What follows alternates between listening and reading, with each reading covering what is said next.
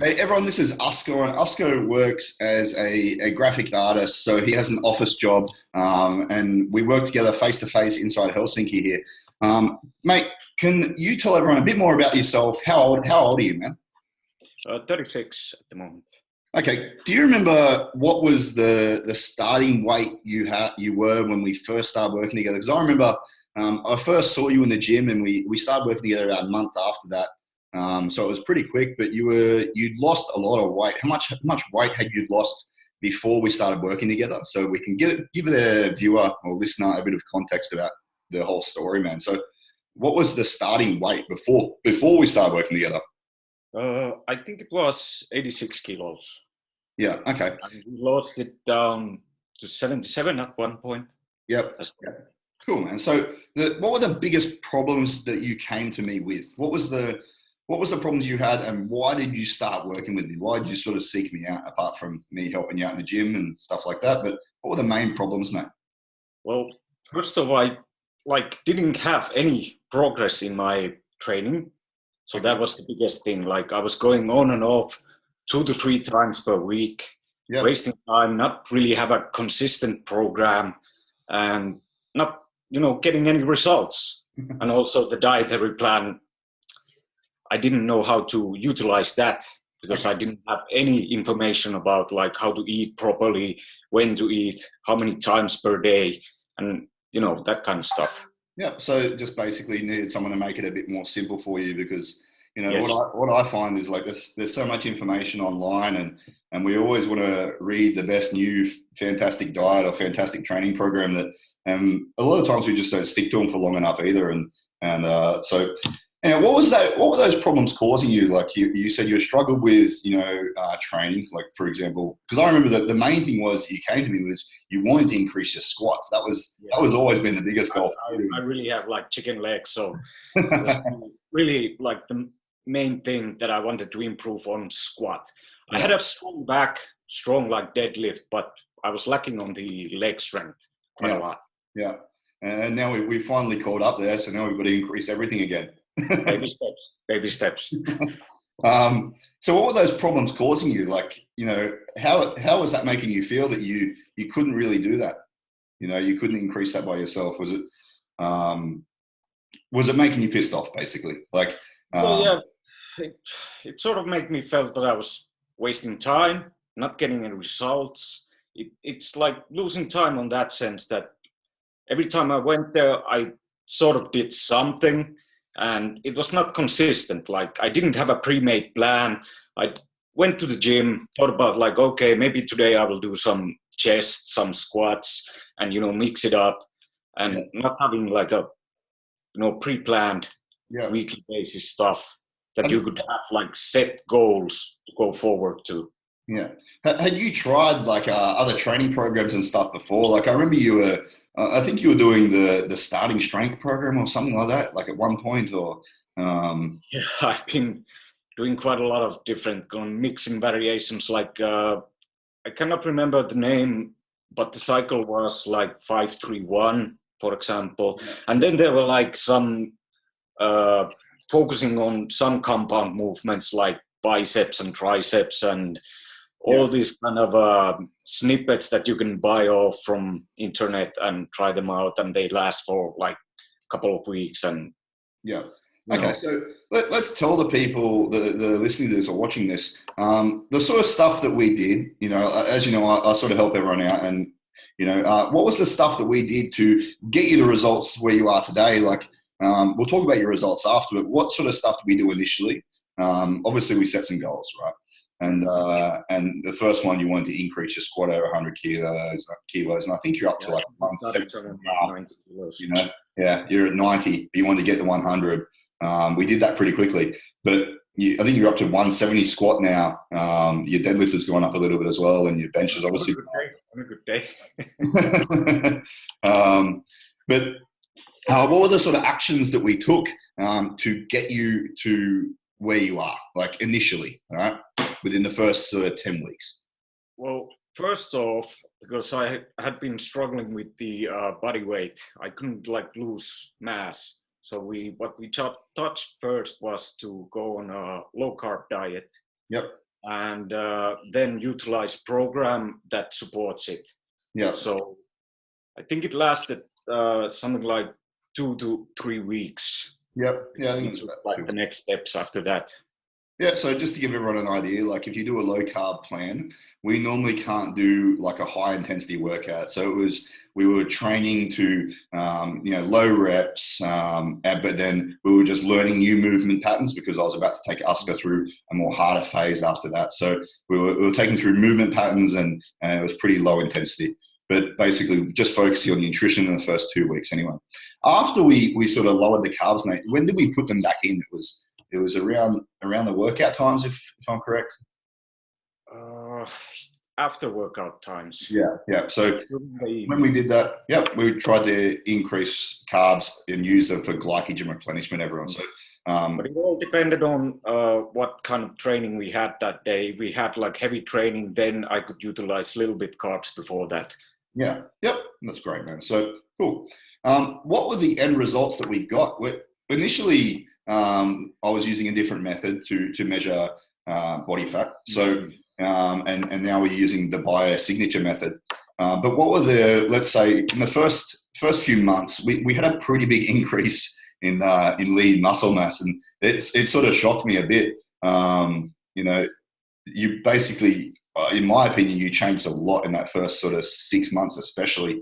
Now you look like a completely different person. I remember talking to one of your old work colleagues, and they said they didn't even recognize you when they saw you last time. And you look like a bodybuilder. So what were the results that you got, let's say within the first sort of 10 weeks, mate? Like, let's the first, when we're doing the first measurement style, it's the best way to put it. Well, obviously the weight started to go down quite drastically. So I went down from 86 kilos to almost down to 77 at one point. Yeah. And in that time, I gained like lean muscle mass around 6 or was it even 8 kilos? I think it was 6 initially, and then we increased the carbohydrates around the workout times, and then obviously glycogen stores pick back up. And let's talk about strength results, man. This is what most guys care about in Finland, because no one really cares about the abs because you never get to take your shirt off anyway. Yeah, we're more of a barrel kind of belly going people. Let's talk about the results in strength and the way we program for that sort of stuff. So, like we said, your initial goals was to increase the squat. We're doing 90 kilo squats, and we had a bit of a problem with you. It was you were sort of psyching yourself out. I remember from the squats. Remember that? And we I nearly had to blindfold you. I wouldn't let you look at the bar of how much was on the bar, so we had to break a bit of a plateau there. But I made you look down when you're walking up to the bar, and we were changing the weights all the time. And you end up squatting, I think 120 that day or 130 that day. So we jumped that pretty quick. Yeah. And then and now I think the last time we did squats together, you did 170, but we've been focusing on the chest and back lately. So, what I want you to tell people is sort of what you've learned as well, because in the end, we don't want you paying for training forever, right? Of course, having a PT there is great, but in the end, you want to be able to do it all by yourself. So if you can tell people, what they can learn in training and what you've learned over the time that we've been working together, what were the main important things that people should take away from this? Well, first off, like the hardest and the most important thing that I've learned to follow is diet plan. Like you have to have like nutrition planned out properly, because if you're eating shit, then you're not getting results. Yeah. I still have a lot to learn on that end, but baby steps. And then following a consistent program is always good, because you have like set goals, you can try to reach those, and then you can start to see where you're gaining strength and where you're lacking strength, and plan a bit more better afterwards, like what to go for next. Yeah. So that's been really like important for me as motivation and being like disciplined trainer.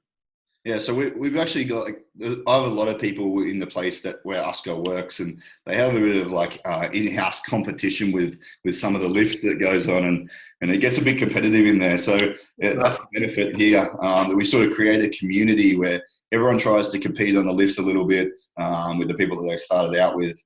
But you know, we basically for the last was it just now we've just changed your program. We want to increase your bench and your deadlift. And before we initially we was like, well, let's train legs twice a week and let's worry about upper body. You know, we're doing 2 days a week lower body, 2 days a week upper body. And then now it's, you know, we're sort of spreading it out a bit more. You're a bit more balanced than what you used to be. So now we're trying to increase your deadlift and your bench. So we've sort of set up training programs to increase that specific goal. All right, cool. So what do you recommend for someone else to do in a similar situation to yourself when you started out? Apart from, you know, coming to us and doing all that sort of stuff, what do you think are the main important things someone should start to do today? I would say that set up like short-term goals first. Yeah. So you could like really see instantly during the couple of weeks that where you improve on your training. Yeah. And after that, I think it's more about like if you carry yourself through that, then start to think about like long-term goals. Yeah. So achieving the short-term goals, and then obviously setting long-term goals. And the short-term goals will keep you pretty motivated to get to the long-term goal, right? And that's what we've always done. We always said, like, you know, initially you wanted to increase your squat. You weren't far from 100 kilos, and so we set that was the first goal, and then obviously we wanted to get to 120. Then we wanted to get to 140, like 3 plates, and now we're past that. But what other stuff should they be doing, right? So they should obviously have a plan that gets them a result that they want, right? And as you said, you bought a lot of plans in the past, and how did you sort of, you know, what were the main things that you learned in terms of training with us? Keeping it simple, short, like never expand the training time over 1 hour, or usually it's like 45 minutes to 50. Yep. And having the proper technique, the consistency, like trying out different breathing and like, I don't know how you put it, like the 4-2. Tempo. So yeah, we do a lot of, that's normally a big eye opener with a lot of my clients, is they come to me and they're doing like you were doing this. You were going down way too fast in the squat, for example, right? And it was a bit of a slap in the face when we changed that tempo, because you were doing a 90 kilo squat and I changed that tempo and you went back to an 80 kilo squat. We've got to have stuff just for everyone. We have to have stuff that's measurable. So if you're going down too fast in a squat and let's say you're going down in 2 seconds, it's really, really hard to come back up when you don't really have that control, and that the tension's actually not put on the muscle, it's put more on the joints and the tendons. So yeah, we change the tempo a lot, so we can keep that consistent, and then everything is measurable from then on. So that's a really important thing that we sort of do. What do you think is the next best step for the people listening to this? What should they be doing right now? Like hitting the gym, just go out there and get training. Yeah, I think like starting simple, like see what your goals are and where you want to improve. If it's overall like body physique that you want to change, then maybe get a PT and get some advice on that end. But I think just going out there and starting to do like just simple, starting it simple, I would say. Yeah. Not going too complex. You're gonna just, you know, drain yourself out with all that stuff that's out there and get some help. That's like, I think it's like, personally, I find it easy with someone else helping you out. You've already got me a ton of clients inside your workplace, because I think you were like the fourth person I started working with there. And I think now we've had about 30 to 40 people within your workplace, which is a pretty big number. I think in terms of percentage, it was like need a bigger office. Yeah, going to need a bigger office and a bigger gym, mate. But it's going really well there. But mate, thanks for jumping on this call with me. We're going to end it here. Everyone, if you need to book a introductory session with us, whether it be a call or a introductory PT session, and they're free, by the way. Just click on the link below and we'll talk from then on and fill out the survey. Thanks, guys.